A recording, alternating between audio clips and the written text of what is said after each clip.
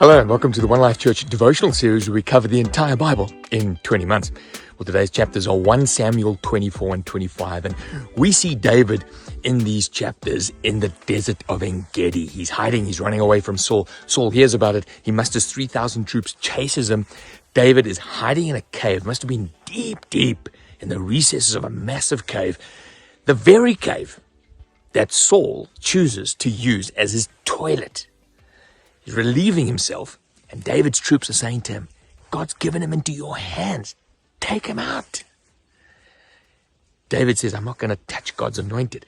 But he can't resist going up and cutting a piece off his garment. But once he's done it, he's standing holding it, and he's conscience-stricken, knowing that he's getting too close to shaping his own destiny, playing politics.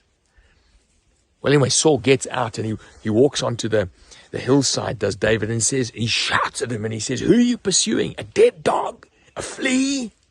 I mean, I'm nothing. You're sending an whole army after me. But he says, listen, God gave you into my hands. He shows him his garment. And he says, let God judge between you and me. Well, when Saul hears it, he breaks into tears, and he says, I know you're a better man than me, and you didn't kill me when you could have. And he says, listen, I know you're going to be king. Please, when you're king, don't kill my kids like I want to kill you. What do we get out of a story like that? Well, firstly, why didn't David take him out? Why didn't he play politics? Why didn't he tread on his opponent while he was down?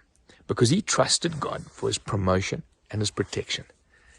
When you're at work and you're at school, or you're in the pursuits that you have in life, and your opponent is on the floor, delivered into your hands, do you take that final blow? Whether it's with your mouth, whether it's by exposing him, whether it's by revealing things about them, or do you trust your promotion and your protection in the Lord's hands? The other thing I see out of this is that he wasn't swayed by his followers. They said to him, they quoted God. They said, God said he'd give his enemies into your hands, and look, here it is. But David knew God's voice. He wasn't swayed by popular opinion. I think today, more than ever, we've got to listen to God's voice above popular opinion. The next chapter, 1 Samuel 25, we see David on the frontier, still running from Saul, but protecting the frontier farmers while he's on the run. Incredible man. Anyway, his soldiers are hungry, so he says to them, go down to one of those wealthy farmers and ask him for some supplies. The guy's name was Nabal, but an idiot of a man. And he says, David, I've heard about him, but who the heck? Tell him to push off, actually, what he said. When the word got back to David, he said, well, I'm going to take him out. I've been looking after his sheep, his herds, his cattle, and that's how he treats me. He was on his way down a ravine, much like this. I'm back in KZN now, and I've found myself a wooded ravine. David coming down the ravine to take out Nabal when Nabal's wife enters the narrative. Abigail. The Bible says she's stunningly beautiful and intelligent.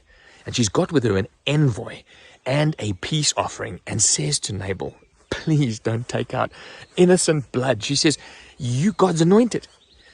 And for God's anointed to have innocent blood in his hands, I wouldn't want that on you. She's very, very crafty the way she says it. And so she's saying, don't kill my kids. Anyway, he relents, he turns back. She goes back to the frontier farmer husband, doesn't tell him because he's stone drunk. When he wakes up in the morning, she tells him what happened. He has heart failure. A couple of days later, he dies. David hears Nabal is dead, and so he sends an envoy to her and says, listen, your husband's dead. I'm happy to marry you if you would like that. And they get married. My wife loves this story, thinks a rom-com could be made of it, because the Prince Charming gets the bride, the abused woman gets rescued, the bad guy, he dies. But what can we learn from this story? Well, it's a factual account that happened in history.